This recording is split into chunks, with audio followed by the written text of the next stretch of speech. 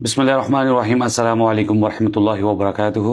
आज मैं आपके सामने सही बुखारी की हदीस 1896 बयान करूंगा, आप गौर से सुनिए। हज़रत सहल रज़ियल्लाहु अन्हु से रवायत है, वो नबी करीम सल्लल्लाहु अलैहि वसल्लम से बयान करते हैं कि आपने फरमाया, जन्नत का एक दरवाज़ा है जिसे रेयान कहा जाता है। क़यामत के दिन इससे रोज़ादार ही गुजरेंगे, उनके अलावा कोई दूसरा उसमें दाखिल नहीं होगा।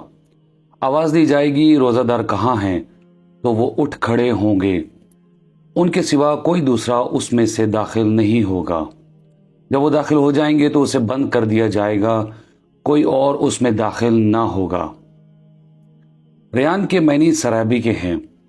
चूंकि रोज़ादार दुनिया में अल्लाह के लिए भूख और प्यास बर्दाश्त करते हैं, इसीलिए उन्हें बड़े एजाज़ व एहतराम के साथ इस सराबी के दरवाजे से गुजारा जाएगा और वहाँ से गुजरते वक्त उन्हें ऐसा मशरूब पिलाया जाएगा कि इसके बाद कभी प्यास महसूस नहीं करेंगे।